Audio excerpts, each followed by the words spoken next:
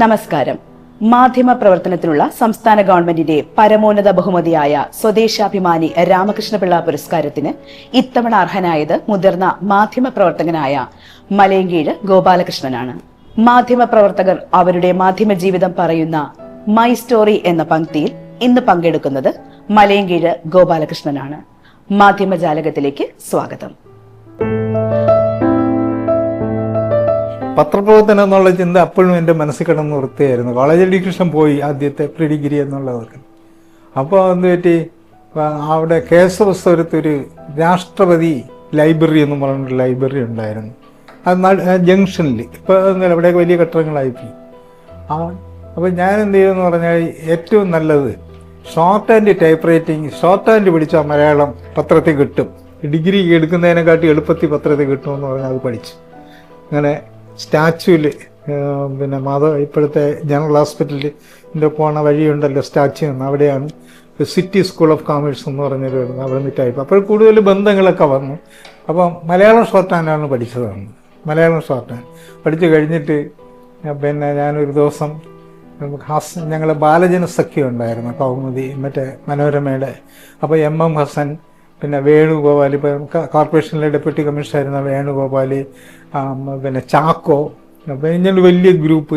ഇവിടെ എന്ത് പ്രസംഗ മത്സരം വന്നാലും അവർക്കൊക്കെയാണ് സമ്മാനം എപ്പോഴും കിട്ടുന്നത്. ഹസനാണ് മെയിൻ സമ്മാനം വാങ്ങിച്ചുകൊണ്ട് പോകുന്നത്.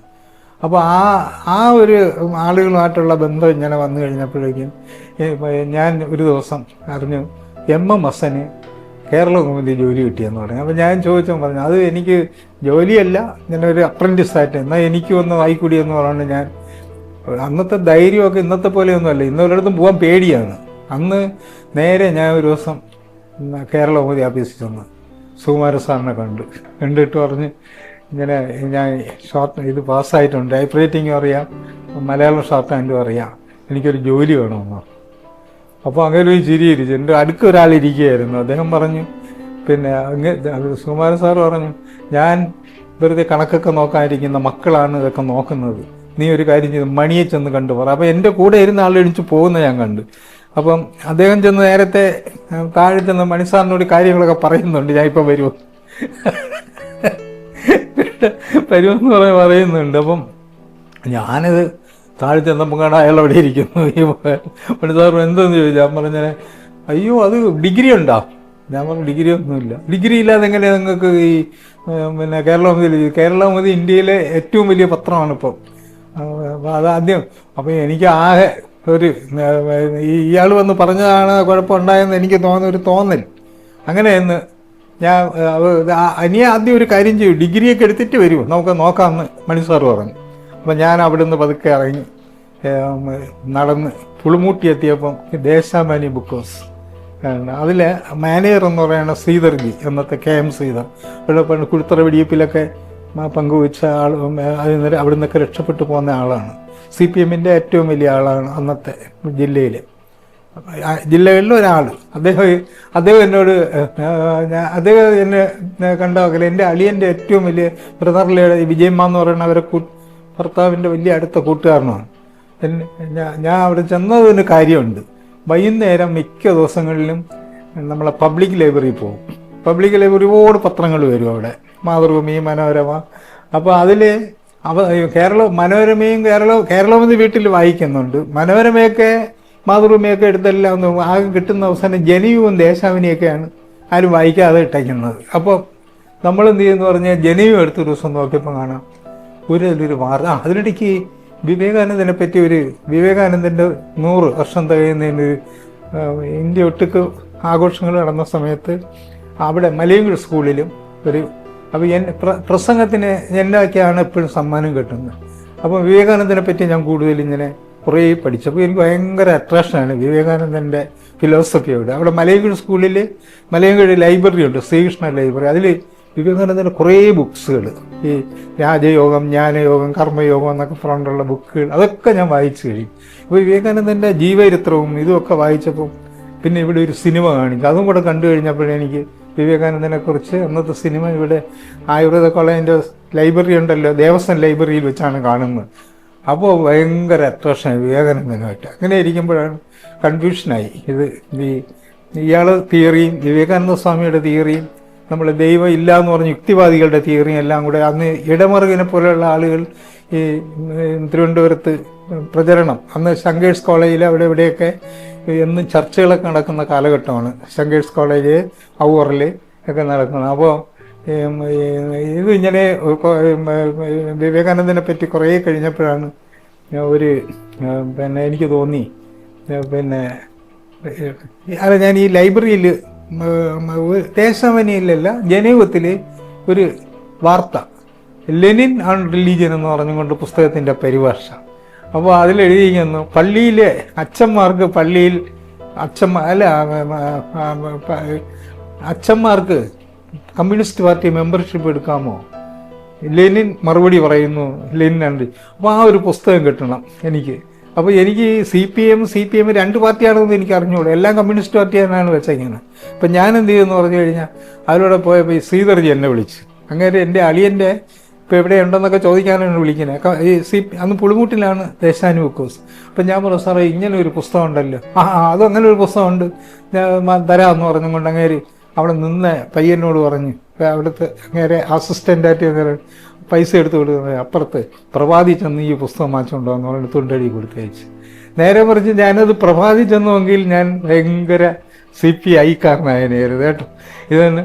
അപ്പോൾ ഞാൻ പറഞ്ഞു, അത് നീ നില്ലിപ്പം വരുമെന്ന് പറഞ്ഞു. അപ്പോൾ തിരിച്ചയളുമെന്ന് പറഞ്ഞു, അവിടെ ഇല്ല, തീർന്നു പോയി, അവിടെ സ്റ്റോക്ക് ഉണ്ടെങ്കിൽ എടുത്ത് തരാമെന്ന് പറഞ്ഞൊക്കെയാണ് ഇവിടെ പ്രഭാതിൻ്റെ. അപ്പോൾ അങ്ങനെ പറഞ്ഞു, ഒരു കാര്യം ചെയ്യ്, നീ വാട്ട് ഈസ് മാർക്സിസം, എന്താണ് മാർക്സിസം, എങ്ങനെ നല്ല കമ്മ്യൂണിസ്റ്റ് ആവാം എന്നൊക്കെ പറഞ്ഞുകൊണ്ട് ഒരു 5-6 പുസ്തകം എനിക്ക് ഇതുകൊണ്ടൊന്ന് വായിക്കും. ഇതൊക്കെ വായിച്ചു കഴിഞ്ഞപ്പോൾ ഒരു പുതിയ തിങ്കിങ് കേട്ടോ ഇങ്ങനെ വന്നു കഴിഞ്ഞ്.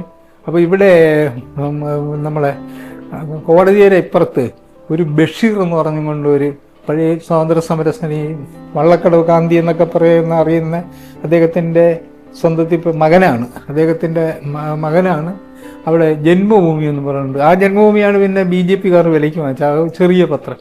അപ്പോൾ അയാളുടെ അടുക്കലേക്ക് ഞാൻ കഥ എഴുതുന്ന സുഖയുടെ അന്നേ ഉണ്ട്, കഥ എഴുതി നമ്മളെ കേരള ഭൂമിയിൽ വെച്ചൊന്നും വരില്ല. അപ്പം നേരിട്ട് നമ്മളെ ജയചന്ദ്ര സാറിനെയാണ്, ജയചന്ദ്രൻ സാറ് ഇങ്ങനെ കാലത്ത് വരുമ്പോൾ ഞാൻ അറിയാത്ത ഭാഗത്ത് ഇപ്പുറത്തൂടെ നടന്നു പോകുമ്പോൾ വേറെ എവിടെ പോയിട്ട് വരുമ്പോൾ സാറേ എൻ്റെ കഥ അത് വരും എന്ന് പറയും, വരില്ലെന്ന് പിന്നെയല്ലേ അറിയണത്. അങ്ങനെ ആയിരുന്നപ്പോൾ ഈ കഥ 1-2 കൊണ്ട് ഇതിൽ കൊടുത്ത്, ജന്മഭൂമി ചെറിയ മാഗസീനാണ് അന്ന്. അപ്പോൾ അതിലൊക്കെ വന്നു കഴിഞ്ഞ് ഇതൊക്കെ അടിച്ചു വന്നപ്പോൾ നാട്ടിലൊരു ഇത് വന്നു തുടങ്ങി. അപ്പോൾ ഈ അങ്ങനെ ഇരിക്കുമ്പോഴാണ് ദൂരദർശിനിയെക്കുറിച്ച് ഞാൻ ദൂരദർശിനി കഥ പറയുന്ന പോലെ ഞാൻ ജനിച്ചതിനടുത്താണ്, ഗലീലിയാണ്, എന്നെ എൻ്റെ പിതാവെന്ന് വേണമെങ്കിൽ പറയാമെന്നൊക്കെ പറഞ്ഞൊരു സാധനം എഴുതി ഞാൻ ആരെയോ അത് കാണിച്ച് കൊള്ളാമെന്ന് പറഞ്ഞപ്പോൾ ഞാൻ മനോരമയ്ക്ക് അയച്ചു കൊടുത്ത്. അതല്ല അടിച്ചു വന്നു മനോരമയിൽ അടിച്ചു വന്നതോടുകൂടി പിന്നെ പത്രപ്രവർത്തനത്തിൻ്റെ ഹരം കൂടി. അപ്പം നാട്ടിലൊക്കെ ഒരു ഇതായി. ഈ സമയത്താണ് ഇന്ത്യൻ സോഷ്യൽ സയൻസിൻ്റെ ഒരു സമ്മേളനം തിരുവനന്തപുരത്ത് നടക്കുന്നത്. കോസല രാമദാസാണ് മേയർ, EMS മുഖ്യമന്ത്രി. അപ്പോൾ അന്ന് ഈ ചൈനീസ് നക്സലൈറ്റ് ആക്രമണം കഴിഞ്ഞ സമയത്താണ്. അപ്പം ഞാൻ അതിനിടയ്ക്ക് പറ്റി ശ്രീധർജി എന്നോട് പറഞ്ഞു, നീ ഇപ്പോൾ എന്ത് ചെയ്യുന്നു? ഞാൻ പറഞ്ഞു, ഒന്നും ചെയ്യുന്നില്ല, നിനക്ക് 2 ട്യൂഷൻ പിടിച്ചു തന്നാൽ പോവാം. അപ്പോൾ കേരളഭൂമിയിൽ ജോലി കിട്ടാത്തതിൻ്റെ ദേഷ്യം എനിക്ക് എൻ്റെ മനസ്സിൽ അല്ല, അന്ന് 4ാമത്തെ പത്രമാണ് ദേശാഭിമാനി. പിന്നെ അത് വേണ്ട സാറേ, എനിക്ക് സാറിൻ്റെ പത്രത്തിൽ എന്തെങ്കിലും വാങ്ങിച്ചു തന്നാൽ ഞാൻ പോവാം പറഞ്ഞു. അപ്പോൾ പറഞ്ഞു, ഞാൻ ഭയങ്കര ആൻറ്റി കമ്മ്യൂണിസ്റ്റായിട്ട് നടക്കുന്ന കാലഘട്ടമാണ്. അപ്പോൾ അങ്ങനെ പറഞ്ഞു, അത് നോക്കിട്ട് ഞാൻ ഗോവിന്ദപിള്ളേരോട് ചോദിച്ചു നോക്കട്ടെ എന്ന് പറഞ്ഞുകൊണ്ട് പിന്നെ ഗോവിന്ദപിള്ള സാറിനെ കാണാൻ പോക്കായി മാറി. അപ്പോൾ ഈ ഇന്ത്യൻ സോഷ്യൽ സയൻസിൻ്റെ ഇത് ഒക്കെ കഴിഞ്ഞപ്പോൾ ഭയങ്കര സമ്മേളനമായിരുന്നു ഇവിടെ. അത് കഴിഞ്ഞപ്പോൾ ഞാനൊരു അന്ധവിശ്വാസങ്ങൾ അന്നും ഇന്നും എന്നും പറഞ്ഞുകൊണ്ട് ഒരു ലേഖനം അവിടെ വെച്ച് ഞാൻ വൈക്കം ചന്ദ്രശേഖരനായ കാണുന്നത്. അങ്ങനെ ഒരു നോവലൊക്കെ ഞാൻ ഇപ്പോൾ അതിനു മുമ്പൊക്കെ പേപ്പറിൽ കൂടെ കണ്ടിട്ടുണ്ട്. അപ്പോൾ അദ്ദേഹത്തിനോട് പറഞ്ഞു, ഞാൻ ഇങ്ങനെ ഒരു സാധനം എഴുതി. ഇപ്പോൾ ഗോവിന്ദപിള്ള സാറാണ് എന്നെ വിളിച്ചത് ഷോർട്ട് ഹാൻഡിൽ എഴുതിയെടുക്കാൻ അവിടെ നടക്കുന്ന മലയാള സംഭവം, അതൊക്കെ ഞാൻ എഴുതി. അപ്പോൾ ഈ സാർ ഇത് കാണുന്നുണ്ട് വൈക്കം ചന്ദ്രശേഖരൻ. അപ്പോൾ ഞാനിത് കുങ്കുമത്തിൽ അയച്ചു കൊടുക്കണം. ഞാൻ പറയും, സാറേ ഞാൻ ഇങ്ങനെ ഒരെണ്ണം എഴുതി. അന്നൊക്കെ ഇടിച്ച് കയറും, അന്ന് ഇന്ന ധൈര്യമില്ല എന്ന് പറഞ്ഞു ചന്ദ്രശേഖരൻ സാർ പറഞ്ഞു, ഒരു കാര്യം ചെയ്യും, ഗോപാലകൃഷ്ണൻ അങ്ങ് അയക്ക്. അപ്പം ഞാൻ ഇതിൻ്റെ ഒരു ബാഡ്ജിൻ്റെ ഒരു കഷ്ണവും മുറിച്ച് വെച്ച് ഓർമ്മിക്കാൻ വേണ്ടിയിട്ട് ഇതെല്ലാം കൂടെ അയച്ചു. ഒരു 2 ആഴ്ച കഴിഞ്ഞപ്പോൾ അതിനകത്ത് വന്നു, ഈ സാധനം വന്നു. അന്ധവിശ്വാസങ്ങൾ അന്ന് നിന്നു പോകുന്നത്. അപ്പോൾ ഇത് കൂടെ കഴിഞ്ഞ് കഴിഞ്ഞപ്പോഴേക്കും ഒരു കുറെ കൂടെ ഹരമായി പത്രരംഗത്ത് പോകണമെന്ന്. അപ്പോൾ പി ജിയുടെ അടുക്ക ശ്രീധർജി എൻ്റെ പറഞ്ഞു പി ജിയുടെ ദേശാഭിമാനി. അപ്പോൾ പി ജി പറഞ്ഞു ഒരു കാര്യം ചെയ്യും, എനിക്കൊരാൾ വേണം ഞാൻ പറയണതൊക്കെ എഴുതിയെടുത്ത് തരാൻ വേണ്ടിയിട്ട് പറ്റുമോ എന്ന് ചോദിച്ചു. ഞാൻ പറഞ്ഞു ഒന്ന് വരാമെന്ന് പറഞ്ഞു. അങ്ങനെ പി ജിയുടെ പി എ ആയി. പിന്നെ ഉള്ള മാറ്റങ്ങളൊക്കെ ഭയങ്കരമായിരുന്നു. പി ജിയുടെ പി എ ആയതോടുകൂടി പി ജി ദിവസം നമ്മളെ പ്രഭാകരനൊക്കെ അന്ന് എക്സ്പ്രസ്സിലായിട്ടാണ് വർക്ക് ചെയ്യുന്നത്, എക്സ്പ്രസ്, മലയാളം എക്സ്പ്രസ്. അപ്പോൾ ഒരുപാട് ആളുകൾ കാണുന്നുണ്ട്. പിന്നെ നമ്മളെ ഈ പറഞ്ഞ ജയചന്ദ്ര സാറും തന്നെ ഒരു ദിവസം എന്നോട് പറഞ്ഞു, കൊള്ളാം താൻ പി ജിയുടെ കൂടെ നിൽക്കുന്നത് നല്ലതാണ്. അന്ന് റോസ് ശങ്കറൊക്കെ കേരളത്തിൽ ജോലി ചെയ്യുന്ന കാലഘട്ടമാണ്. അപ്പോൾ അവിടെ പി ജിയുടെ കൂടെ നിന്ന് കഴിഞ്ഞപ്പോഴേക്ക് കുറച്ചുകൂടെ ഒരു ആളുകളുമായിട്ടുള്ള ബന്ധം, പാർട്ടിക്കാരുമായിട്ടുള്ള ബന്ധം. അപ്പം അങ്ങനെ ഇരിക്കുമ്പോഴാണ് ഞാൻ നേരത്തെ പറഞ്ഞ വിവേകാനന്ദൻ്റെ ഇതൊക്കെ ഉണ്ടല്ലോ, അതിൻ്റെ ഒരു ഇടതുപക്ഷ ലൈനിലേക്ക് വിവേകാനന്ദൻ്റെ വാചകങ്ങളൊക്കെ എൻ്റെ മനസ്സിൽ കിടന്ന് വൃത്തയാണ്. ഒരു ഇടതുപക്ഷ, അതുവരെ ഒരു കോൺഗ്രസ് ലൈനിലേക്കാണ് ഞാൻ പൊയ്ക്കൊണ്ടിരുന്നത് കേട്ടോ. പിന്നെ ഒരു ഇടതുപക്ഷ ലൈനിലേക്ക് മാറാൻ തുടങ്ങി. വാർത്ത തേടിയുള്ള യാത്രയിൽ രസകരമായ നിരവധി സന്ദർഭങ്ങൾ മാധ്യമപ്രവർത്തകന് ഉണ്ടാവാറുണ്ട്. അത്തരം ചില കാര്യങ്ങൾ മലയങ്കീഴ് ഗോപാലകൃഷ്ണൻ ഓർമ്മിക്കുന്നു. അന്നൊക്കെ പത്രം എന്ന് പറയുന്നത് ഹരമാണ്, പത്രത്തിൽ ഓടി നടക്കുകയാണ് കേട്ടോ. നമ്മളെ കൂടെയുള്ള ലേഖകന്മാരൊക്കെ കുറച്ച് പ്രായം ചെന്നവരാണ്, അവർക്ക് ഇതുപോലെ ഓടാനൊക്കില്ല. ഞാൻ ചേരൻ നായരൊക്കെ ആണെങ്കിലും വിട്ടിലോടും പോലെയാണ് ലൂസ് പിടിക്കാൻ വേണ്ടി ഓടുന്നത് കേട്ടോ. പിന്നെ ആരുടെയും പറയില്ല, എല്ലാം ഒളിച്ചുള്ള ഓട്ടമാണ്. എങ്ങനെയെന്ന് പറഞ്ഞു കഴിഞ്ഞാൽ ഇപ്പം ആറ്റുകാലം ഒരു ആന ഇളകി മറ്റേ കുഴപ്പമുണ്ടാക്കിക്കൊണ്ട് നിന്നുള്ള ഒരു ആനയുടെ കേസ്. ആന വന്നപ്പോഴേക്ക് പിന്നെ ഇത് വലിയ രഹസ്യമായിട്ടാണ് അവിടുത്തെ അറ്റൻഡറെ പറഞ്ഞയക്കുന്നത്. നമ്മൾ ഇന്നടത്തുണ്ട്, ചെന്ന് രഹസ്യമായിട്ട് വിളിച്ച് കാര്യം പറയണമെന്ന് പറഞ്ഞാൽ, ഞാൻ ഹൗസിംഗ് ബോർഡിൻ്റെ അവിടെ ഒരു ഇതിലാണ് ഞാനും പൊതുവാൾ നിൽക്കുന്നത് ഒരു റിപ്പോർട്ടിങ്ങിന്. അപ്പോൾ ഇയാൾ അവിടെ ഒന്ന് കൈ കാണിക്കുന്നു കർച്ചീഫ് ഇട്ട്. അപ്പോൾ എന്തോ കുഴപ്പമുണ്ടെന്നും പറഞ്ഞു ഞാൻ പതുക്കെ ഇറങ്ങി അങ്ങോട്ട് ചെന്നു. അവിടെ ആറ്റുകാലം ഒരു ആന പിണങ്ങിയിരിക്കുന്നു, അവിടെ വലിയ പ്രശ്നമായി കിടക്കണം. ഉടൻ രാജൻ പൊതുവാളിനെയും വിളിച്ചുകൊണ്ട് ചെല്ലാൻ പറഞ്ഞേക്കാണ്, ആരും അറിയരുതെന്നും പറഞ്ഞു. ഞാനെന്ത് ചെയ്യുമെന്ന് പറഞ്ഞു കഴിഞ്ഞാൽ ഇത് പുതുവാളിനെ എങ്ങനെ കാണിക്കാവോ, പുതുവാളിനെ ഇതേപോലെ തന്നെ അവിടെ നിന്ന് ഇങ്ങനെ ഈ കർച്ചീപ്പിട്ട് കൈ കാണിച്ചു. പുതുവാളോടൻ തന്നെ ഇത് വരെയാണ് ഓടിയത്. എന്തുപറ്റിയത് കേട്ടു. ഞാൻ പറഞ്ഞു ആറ്റുകാലൊരു ആന ഇളകിയിരിക്കുന്ന ആകെ പ്രശ്നമാണ്, അവിടെ പോലീസ് വെടിവെക്കാനൊക്കെ വന്ന് നിൽക്കുകയാണെന്ന് പറയണമെന്നത്. ഉടൻ തന്നെ പുതുവാൾ പറഞ്ഞ്, നീ ഒരു കാര്യം ചെയ്യും, നീ അവിടെ കയറിയിട്ടേ പോവാം, ഞാനും അതുപോലെ കയറിയിട്ടേ പോവാം, അല്ലെങ്കിൽ സംശയം തൊട്ട് മനോരമ നയിക്കുന്നുണ്ടെന്ന്. അങ്ങനെ ഇപ്പൊ പറയാൻ പാടില്ല ഇതൊക്കെ. ഞാൻ അന്നത്തെ പരിപാടികൾ ഞാൻ ചെന്ന് അറിയാത്ത ഭാഗത്ത് ചെന്ന് ഇരുന്ന് എഴുതിയിട്ട് പുതുവാൾ അതുപോലെ റിപ്പോർട്ടൊക്കെ എടുത്ത് ചില നിൽക്കുകയാണ്. അപ്പോൾ ഞാൻ പുതുവാളിന് പറഞ്ഞു, ഞാൻ പോകണം, ഇവിടെ ആഫീസിൽ ആരോ വന്നിരിക്കുന്നത് നമ്മൾ കൈ കാണിച്ചിട്ട് 10 പേരെ കേൾക്കാൻ തക്കവണ്ണമാണ് പറയണം എന്നിട്ട് ഇഞ്ഞ് പോകുന്നു. ഉടൻ കുറേ കഴിഞ്ഞപ്പോൾ പുതുവാൾ ഇതുപോലെ തന്നെ ആഫീസിൽ പോകണം, അത് വിളിച്ചെങ്കിൽ അല്ല എന്തോ അവിടെ ഉണ്ട് പ്രശ്നം പറഞ്ഞിരുന്നു, മറന്നുപോയി, ഇപ്പോഴാണ് ഓർത്തതെന്ന് പറഞ്ഞു പോകാം. ഞങ്ങൾ രണ്ടുപേരും അടിച്ച് പറത്തി മറ്റേ കുരിയാത്തി ലൈബ്രറി ഇല്ലേ അതിൻ്റെ അവിടെ ഒന്നും അതിൻ്റെ മുകളിൽ നിന്നൊക്കെ ആള് വിളിയടാ റാസ്കലികളെ ചീത്തയൊക്കെ വിളിക്കുന്നുണ്ട്. ആന ഇപ്പോഴും എൻ്റെയൊക്കെ അടപ്പളവും ആളുകൾ വേറെ കയറിയിരിക്കുകയാണ് ഞങ്ങൾ ഈ രീതിയിൽ കൂടെ. പുതുവാൾ പറയുന്നത് ചാവണമെങ്കിൽ ചാവിട്ട് ഇതിനെ പോട്ട്, അത് ഇവിടെ കൂടെ വരണമെന്നറിയാവില്ല. പോട്ട് അവിടെ ചെന്ന് അവിടെ നിന്നപ്പോൾ അവിടെ നിന്ന് പോലീസ് കയറണോ എന്നൊക്കെ പറഞ്ഞുകൊണ്ട് ഇപ്പോഴത്തെ കല്യാണ മണ്ഡപമല്ലേ, ആ മണ്ഡപത്തിൽ കയറി ചെയ്തപ്പോൾ കാണും ആരും അതിൻ്റെ അപ്പുറത്ത് നിൽക്കരുത് കേട്ടോ. അപ്പോൾ ഇത് കിട്ടിക്കഴിഞ്ഞപ്പോൾ നേരെ ഇവരെന്ത് ചെയ്യുമെന്ന് പറഞ്ഞു കഴിഞ്ഞാൽ വെടിവെപ്പ് തുടങ്ങി. എനിക്ക് ഓടാനും വയ്യ. ഈ പുതുവാൾ പുറകെ ഓടി. പിറ്റേ ദിവസം നമ്മൾ മറ്റ് പത്രങ്ങളിൽ ഒരു പത്രം വളരെ സെൻറ്റിമെൻ്റൽ അറ്റാച്ചോടുകൂടിയാണ് കൊടുത്തത്. നമ്മൾ അവിടെ നടന്ന സെൻറ്റിമെൻ്റലൊന്നുമില്ല, അല്ലാതെ ഒരു ഇതായിട്ട് കൊടുത്തു കഴിഞ്ഞപ്പോഴേക്കും അത് വലിയ വഴക്കായി. ആനയെ നമ്മൾ അവഗണിച്ചു, കഷ്ടമായിപ്പോയി. കാരണം അതിന് പറയണത് ആറ്റിയാൽ വാങ്ങിച്ചു കൊടുത്ത ആൾ വന്ന് ബഹളം ഉണ്ടാക്കി, അതിനുശേഷം ആണ് പത്രങ്ങളിലൊക്കെ ഇങ്ങനെ വാർത്ത അവർ പൊടിപ്പിച്ചതെന്നൊക്കെ പറഞ്ഞുകൊണ്ട് എന്താണെന്ന് അറിഞ്ഞുകൂടാ. ഏതായിരുന്നാലും അതാണ് നമ്മളെ ഒരു വലിയ വാർത്തയായിട്ട് അന്നത്തെ കാലത്തുള്ള ഇതുപോലുള്ള ഒരുപാട് സംഭവങ്ങൾ റിപ്പോർട്ടിങ്ങിൽ ഉണ്ടായിട്ടുണ്ട്. കോർപ്പറേഷൻ്റെ എല്ലാ കാര്യങ്ങളിലും ചെറിയ കാര്യം പോലും വലുതായിട്ട് തന്നെ നമ്മൾ കൊടുക്കണം. ഇന്ന് ന്യൂസൊക്കെ ഡയറക്ഷനുണ്ട്. അങ്ങനെ വന്ന ഒരിക്കലാണ് ചിത്രേതാളിൻ്റെ പ്രതിമയുടെ മുമ്പിൽ ഈ കോർപ്പറേഷൻ്റെ ലോറി കൊണ്ട് നിർത്തിയിട്ട് അതിൽ നിന്ന് കുത്തിയ ചവറ് മുഴുവൻ ചിത്രനാളിൻ്റെ തലയിൽ കുത്തിയിടുന്ന ഒരാൾ വിളിച്ചു പറഞ്ഞു. അപ്പോൾ അന്ന് ഇതുപോലെ ഇൻ്റർനെറ്റും മറ്റേ റെഫറൻസ് ബുക്കുകളൊന്നും ഇല്ലല്ലോ. നമ്മളിതെങ്ങനെ പൂർവ്വചരിത്രം അറിയാൻ വേണ്ടിയിട്ട് കുഞ്ഞമ്പിള്ള സാറിൻ്റെ അടുക്ക ചെന്നു. ശൂരനാട് അങ്ങേരാണ് അന്നത്തെ ഇതുപോലുള്ള ചരിത്രത്തിൻ്റെത്. സാർ അങ്ങോട്ട് അതിൻ്റെ വിശദവിവരങ്ങൾ ഗസറ്റൊക്കെ വെച്ച് മാനുവൽ, സ്റ്റേറ്റ് മാനുവലൊക്കെ വെച്ച് നോക്കി ഏത് വർഷം ഇത് സ്ഥാപിച്ചെന്നും ബക്കാനിയർ രാജാവും പിന്നെ ഉദ്ഘാടനം ചെയ്ത ദോൽപാർ രാജാവും എന്നൊക്കെ പറഞ്ഞൊക്കെ ഇങ്ങനെ പറഞ്ഞ് കഴിഞ്ഞ് നമ്മൾ അതിൻ്റെയൊക്കെ എടുത്തപ്പോഴാണ് പിറ്റേ ദിവസം ഞങ്ങളെ വാർത്ത ഫ്രണ്ട് പേജിൽ വന്നതോടൊപ്പം തന്നെ ചവറിൻ്റെ ഇടയിൽപ്പെട്ട ചവറുകൂനയിൽപ്പെട്ട ഒരു മഹാരാജ എന്നും പറഞ്ഞു പടം ചെയ്തു കേരള ഉപതിയിലുണ്ട്. ന്യൂസെറ്റ് ആകെ ഫയർ ചെയ്യാൻ തുടങ്ങി. അപ്പം പിന്നെയാണ് ഞാൻ സാറിനെ വിളിച്ച് ചോദിച്ചു, അത് നിങ്ങളിവിടെ ഇരിക്കുന്ന എന്നപ്പോൾ തന്നെ ഒരു ഫോൺ വന്നു, അത് കേരളകൗമുദിയിൽ നിന്നാണെന്ന് എൻ്റെ വൈഫ് പറഞ്ഞു വിളിച്ചത്. അപ്പോൾ ഞാൻ അങ്ങോട്ട് വിളിച്ചപ്പോൾ പറഞ്ഞത് അവർ മാതൃഭൂമിക്കാരുടെ ഞാൻ ഒരു കാര്യം ചോദിച്ചു, അവർ എൻ്റെ ചോദിച്ചുകൊണ്ടിരിക്കുകയാണ്, അത് എന്താണെന്ന് അവിടെ നിന്ന് ചോദിച്ചു. അതാരും ചോദിക്കുമല്ലോ. ചോദിച്ചപ്പോൾ ഞാൻ പറഞ്ഞു കൊടുത്തു, ഇങ്ങനെ ചവർ മഹാരാജാവിൻ്റെ പ്രതിഭ, അങ്ങനെയാണ് അവരത് കൊടുത്തത്. അങ്ങനെയൊക്കെ രസകരമായിട്ട് ഒരുപാട് കാര്യങ്ങൾ ഈ ഇതിൽ വരുന്നുണ്ട്. വരും കാലത്തെ മലയാളം ഒരു സങ്കരഭാഷ ആയിരിക്കുമെന്ന് ചിലരുടെ നിഗമനത്തെ ശരിവയ്ക്കാനായി നമ്മുടെ മാധ്യമങ്ങളും കിണഞ്ഞ് പരിശ്രമിക്കുകയാണോ? വാക്കിലെ ശൈലിയിൽ SD പ്രിൻസ് പങ്കുവയ്ക്കുന്നത് ഈ ആശങ്കയാണ്.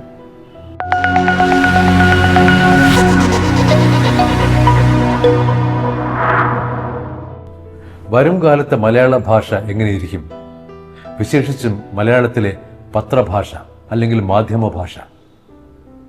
പല ആളുകൾ ചോദിക്കുന്ന ഈ ചോദ്യത്തിന് പലതരത്തിലുള്ള മറുപടികൾ വരാറുണ്ട്. എന്നാൽ കൂടുതൽ പേരും പറയുന്നത് വരും കാലത്തെ മലയാളം ഒരു തരത്തിലുള്ള സങ്കര ഭാഷ ആയിരിക്കുമെന്നാണ്. സംസാര ഭാഷയിൽ നിന്നും അന്യഭാഷയിൽ നിന്നും ഔപചാരിക ഭാഷയിൽ നിന്നും അനൗപചാരിക പ്രയോഗങ്ങളിൽ നിന്നുമൊക്കെ കടമെടുത്ത വാക്കുകൾ കൊണ്ട് ചേർത്ത ഒരു സങ്കര ഭാഷ, ഇതായിരിക്കും വരും കാലത്തെ മലയാളം എന്നാണ് പലരും പറയുന്നത്. ഈ പറയുന്നവരിൽ മുന്നിൽ നിൽക്കുന്നത് മാധ്യമങ്ങളിലുള്ളവർ അല്ലെങ്കിൽ മാധ്യമങ്ങളുടെ നടത്തിപ്പുകാരാണ്. ഈ വിശ്വാസം ഉറപ്പിക്കാൻ വേണ്ടി അവരായി ചില കാര്യങ്ങൾ ചെയ്യുന്നുമുണ്ട്. ഇതിൻ്റെ ഒരു ഉദാഹരണം കഴിഞ്ഞ ദിവസം സംസ്ഥാന ബജറ്റ് അവതരണത്തിന് ശേഷം ഒരു പത്രത്തിൽ കണ്ടിരുന്നു. ഡെലുലു സൊലുലു എന്നാണ് അവിടെ കണ്ട ശീർഷകം. അതിൻ്റെ ഒരു വിശദീകരണക്കുറിപ്പ് തൊട്ട് മുകളിൽ കൊടുത്തിട്ടുമുണ്ട്. ജെൻസി തലമുറയുടെ നിരന്തര പ്രയോഗം കൊണ്ട് മലയാളത്തിലേക്ക് സ്വീകരിക്കപ്പെട്ട പദങ്ങളാണത്രേ ഈ ഡെലുലുവും സൊലുലുവും. ഡെലൂഷൻ എന്ന ഇംഗ്ലീഷ് വാക്കിൽ നിന്ന്, അതായത് മിഥ്യാബോധം എന്നൊക്കെയുള്ള അർത്ഥം വരുന്ന ആ വാക്കിൽ നിന്ന് രൂപം കൊണ്ടതാണ് പോലും ഡെലുലു. പരിഹാരം അഥവാ സൊല്യൂഷൻ, അതിൽ നിന്ന് ഉണ്ടായതാണത്രേ സൊലുലു. ഇത് ഈയിടെ ഇറങ്ങിയ ഒരു സിനിമയിൽ നിന്ന് കിട്ടിയ ഒരു പ്രയോഗമാണ്. ഓരോ സിനിമയിലൂടെയും പ്രചാരം നേടുന്ന ഇത്തരം പ്രയോഗങ്ങളെ മലയാള ഭാഷയുടെ ഭാഗമാക്കി ചേർത്തേ അടങ്ങുമെന്ന് ഒരു വാശി നമുക്കൊക്കെ ഉള്ളതുപോലെ തോന്നുന്നു. അതുകൊണ്ടാവാം ഒരു 1-ാം പേജിൽ തന്നെ ഇത്തരം ഒരു ശീർഷകം നൽകിയിരിക്കുന്നത്. സിനിമയുടെ വക ഡെലുലു, പത്രം വക സൊലുലു. വേണ്ടി വന്നാൽ ഭാഷയിൽ ഉണ്ടായിക്കൊണ്ടിരിക്കുന്ന ഈ മാറ്റങ്ങളെ നാളെ നമ്മൾ വിപ്ലവകരം എന്നൊക്കെ പറഞ്ഞെന്നിരിക്കും. അപ്പോൾ എങ്ങനെയായിരിക്കും പറയുക? റവല്യൂഷണറി എന്നോ? അതിന് സാധ്യതയില്ല. ഇപ്പോഴത്തെ രീതി വെച്ച് റവല്യൂലു എന്നായിരിക്കും പറയുക. മറ്റു പത്രങ്ങളിലെ ബജറ്റ് വാർത്തയിൽ ഈ പ്രയോഗങ്ങൾ കാണുന്നില്ല എന്നേ ഉള്ളൂ. പക്ഷേ ഈ പ്രയോഗം എവിടെ നിന്ന് വന്നോ അതുതന്നെയാണ് ഇവിടുത്തെ ഒക്കെ ശീർഷകവും. സർവം ക്ഷേമം എന്ന് കേരളകൗമുദിയിലുണ്ട്. ദേശാഭിമാനി നൽകിയിരിക്കുന്നത് സർവം ക്ഷേമം എന്ന ശീർഷകമാണ്. സർവം മായ എന്ന് മാധ്യമം പറയുന്നുണ്ട്. ഇതിൽ നിന്ന് അല്പം വ്യത്യസ്തമായത് മാതൃഭൂമിയാണ്. അവിടെ മനസ്സിലോട്ട് എന്നാണ് പറഞ്ഞിരിക്കുന്നത്. അതായത് മനസ്സിൽ വോട്ടാണ് ഉള്ളത് എന്ന്. ഊന്നൽ ക്ഷേമത്തിലാണ് എന്ന കാര്യവും അവിടെ പറയുന്നുണ്ട്. ഇവിടെ രസകരമായി തോന്നുന്നത് ഒരു സിനിമയുടെ പേരിൽ നിന്നാണ് മിക്കവരും ശീർഷകം കണ്ടെത്തിയിരിക്കുന്നത്. സർവം എന്നൊരു വാക്ക് ആ സിനിമ പേരിലുണ്ട്. സാധാരണമായി പത്രങ്ങൾ സർവം എന്ന് എഴുതുന്നത് എങ്ങനെയാണ്? വാ ഇരട്ടിക്കാതെയാണ് എഴുതുന്നത്. മിക്ക പത്രങ്ങളുടെ ശൈലി സർവം എന്ന് അല്ലെങ്കിൽ സർവകലാശാല എന്നൊക്കെ എഴുതുമ്പോൾ വാ ഇരട്ടിക്കാറില്ല. അങ്ങനെ വാ എന്ന അക്ഷരം ഇരട്ടിക്കാത്ത പത്രങ്ങൾ പോലും ഇവിടെ ശീർഷകം എഴുതിയപ്പോൾ വാ ഇരട്ടിച്ച് തന്നെയാണ് നൽകിയത്. കാരണം എന്താണ്? ആ സിനിമാ പോസ്റ്ററിലെ അതേ അക്ഷരം എടുത്ത് അതേപടി വെച്ചിരിക്കുകയാണ്. പത്രശൈലിയുടെ കാവലാൾ സിനിമാ പോസ്റ്റർ കാണുമ്പോൾ കാവാത്ത് മറക്കുന്നത് മോശമല്ലേ? ബജറ്റ് വാർത്തയ്ക്കിടയിൽ ശ്രദ്ധയിൽപ്പെട്ട ഒരു കാര്യം പറയാം. ജെൻ സി തലമുറ എന്ന് ഒരു പത്രം പ്രയോഗിച്ചിട്ടുണ്ട്. ജെൻ സെഡ് എന്നെഴുതുന്നതാണ് നാം ജെൻ സി എന്ന് വായിക്കുന്നത്. 1996-നും 2010-നും ഇടയ്ക്ക് ജനിച്ച ആ ഒരു തലമുറയാണ്, അവരെയാണ് ജെൻസി എന്ന് നമ്മൾ പറയാറുള്ളത്. ഇവിടെ ജെൻസി എന്ന് പറയുമ്പോൾ തന്നെ സി തലമുറ എന്ന് അർത്ഥം വരുന്നുണ്ട്. അപ്പോൾ പിന്നെ അതിൻ്റെ തൊട്ടപ്പുറത്ത് വീണ്ടും ഒരു തലമുറ ചേർക്കേണ്ട ഒരു കാര്യവുമില്ല. പല പത്രങ്ങളും ജെൻസി തലമുറ എന്നൊക്കെ എഴുതുന്നുണ്ട്. അതിൽ നിന്ന് ഒരു തലമുറ വെട്ടിക്കളയാവുന്നതാണ്. മറ്റൊന്ന് തിരുവനന്തപുരത്തെ വിഴിഞ്ഞം തുറമുഖത്തെ പറ്റിയാണ്. കഴിഞ്ഞ 1-2 ബജറ്റുകളിലായി എല്ലാവരും പറയുന്നുണ്ട് വികസനം ഇനി വരാനിരിക്കുന്നത് വിഴിഞ്ഞത്ത് കൂടിയാണെന്ന്. അത് സത്യവുമാണ്. പക്ഷേ ഈ കാര്യം ഒരു പത്രം ആവേശത്തോട് റിപ്പോർട്ട് ചെയ്തപ്പോൾ അവിടെ നമുക്കൊരു സംശയം തോന്നുന്നു, എന്താണ് ഈ എഴുതിയിരിക്കുന്നതെന്ന്. ഭാവി കേരളം വളരും വിഴിഞ്ഞം വഴി എന്നാണ് എഴുതിയിരിക്കുന്നത്. റെയർ എർത്ത് കോറിഡോറിനെ കുറിച്ചാണ് അവിടെ വാർത്തയിൽ പറഞ്ഞിട്ടുള്ളത്. പക്ഷേ വിഴിഞ്ഞം വഴി എന്നെഴുതിയിരിക്കുന്നിടത്ത് ഈ 2 വാക്കിനുമിടയിൽ ഒരു പ്രയോഗമുണ്ട്. അതെന്താണെന്ന് എത്ര ആലോചിച്ചിട്ടും പിടികിട്ടുന്നില്ല. അറിയാവുന്നവർ പറഞ്ഞു തന്നാൽ വലിയ ഉപകാരമായിരിക്കും. ഒന്ന് പറയാം, ചില്ലിട്ട് സൂക്ഷിക്കാവുന്ന ഒരു ശീർഷകമാണിത്. സംസ്ഥാന ബജറ്റ് വാർത്തയെ രസകരമാക്കി അവതരിപ്പിക്കാനുള്ള ചില ശ്രമങ്ങൾ പലയിടത്തും കണ്ടിരുന്നു. ഒരു പത്രത്തിൽ ആനയോളമില്ല ആശയോളമുണ്ട് എന്ന് കണ്ടു. ആശാ വർക്കർമാർക്ക് ഓണറേറിയം വർദ്ധിപ്പിച്ച കാര്യമൊക്കെ പറയുന്നിടത്താണ് ഈ ഒരു ശീർഷകം വന്നത്. ആശമാർക്ക് ആശ്വാസം എന്നൊക്കെ പറയുന്നുണ്ട്. ഈ വാർത്തയുടെ തൊട്ടടുത്ത് തന്നെ അല്പം കുസൃതിയോടുകൂടി ധനമന്ത്രിയുടെ കുടുംബത്തെ കാട്ടിയിട്ടുണ്ട്. അവിടെ അദ്ദേഹത്തിൻ്റെ ഭാര്യയുടെ പേരും ആശ എന്നാണ്. ബജറ്റിനെ കുറിച്ച് അല്പം മോശമായി പറഞ്ഞാലും കുടുംബത്തെ ഒന്ന് തലോടുന്നതിൻ്റെ ഒരു ഉദാഹരണമാണ് അവിടെ കണ്ടത്. ഒരു തരത്തിലുള്ള ബാലൻസിങ് എന്ന് വേണമെങ്കിൽ പറയാം. രസകരമായ ഒരു പ്രയോഗം കണ്ടിരുന്നു, ഗിഗ് ബി എന്ന്. അതായത് ഗിഗ് വർക്കർമാരുടെ കാര്യം പറയുന്നിടത്താണ് ഈ ഒരു പ്രയോഗമുള്ളത്. ഗിഗ് ബി, ബിഗ് ബി എന്നൊക്കെയാണ് നാം പണ്ട് കേട്ടിട്ടുള്ളത്. കേരളത്തിന് എന്ത് കിട്ടിയില്ല എന്നതിൻ്റെ അടിസ്ഥാനത്തിലാണ് നമ്മുടെ മാധ്യമങ്ങൾ കേന്ദ്ര ബജറ്റിനോട് പ്രതികരിച്ചത്. ആ പ്രതികരണമാകട്ടെ അങ്ങേയറ്റം ശക്തവുമായിരുന്നു, കടുത്ത ആക്ഷേപഹാസ്യവും അതിൽ നിറഞ്ഞിരുന്നു. ഭാവി ഭാരതം എന്ന് കേരളകൗമുദി പറയുന്നുണ്ട്. എന്നാൽ കേരളം ഏറെ പ്രതീക്ഷിച്ചു, നിരാശ സമ്മാനം എന്നാണ് ഇതേ പത്രം പറയുന്നത്.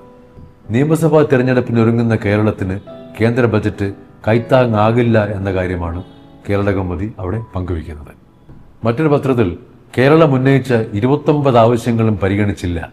അതിനെക്കുറിച്ച് പറയുന്നത് കേരളത്തിന് തേങ്ങൽ എന്നാണ്. നാളികേര വികസനവുമായി ബന്ധപ്പെട്ട ഒരു പദ്ധതി ഉള്ളതുകൊണ്ടാകാം കേരളത്തിന് തേങ്ങ എന്ന് വേണമെങ്കിലും വായിക്കാം. കരയാമ പരിപാലനത്തിലൂടെ വിനോദസഞ്ചാരം വളർത്തുന്ന കാര്യത്തിനായിട്ട് ഉള്ള പദ്ധതികൾക്ക് ഊന്നൽ നൽകിയതുകൊണ്ടാവാം ആമ എല്ലായിടത്തും കടന്നു വന്നിരുന്നു. കേരളത്തിന് കരയാമേ എന്ന് മാധ്യമത്തിൽ കണ്ടിരുന്നു. കേരളത്തിന് ആമ ജീവിതം എന്നാണ് മാതൃഭൂമി എഴുതിയത്. മലയാള മനോരമയാകട്ടെ ഒരു പടികൂടെ കടന്ന് ആമനിർഭർ കേരളം എന്നാണ് എഴുതി കണ്ടത്. ശക്തമായ ആക്ഷേപഹാസ്യം അവിടെ കാണാനായി. കേന്ദ്രപ്പകയിൽ കേരളം മാപ്പിലില്ല എന്നായിരുന്നു ദേശാഭിമാനി പറഞ്ഞത്. മാപ്പില്ല എന്ന് വേണമെങ്കിൽ നമുക്ക് വായിക്കാം. 2 മഷി കൊണ്ടാണ് അച്ചടിച്ചിട്ടുള്ളത്. കേരളത്തിൻ്റെ ആവശ്യങ്ങൾക്കായി മലയാള മാധ്യമങ്ങൾ ഒറ്റക്കെട്ടായി നിൽക്കുന്ന കാഴ്ചയാണ് ഇവിടെ കണ്ടതെന്ന് പറയാതിരിക്കാൻ നിവൃത്തിയില്ല. മാധ്യമജാലകത്തിന്റെ ഈ ലക്കം അവസാനിക്കുന്നു. അടുത്തയാഴ്ച വീണ്ടും കാണാം. നന്ദി, നമസ്കാരം.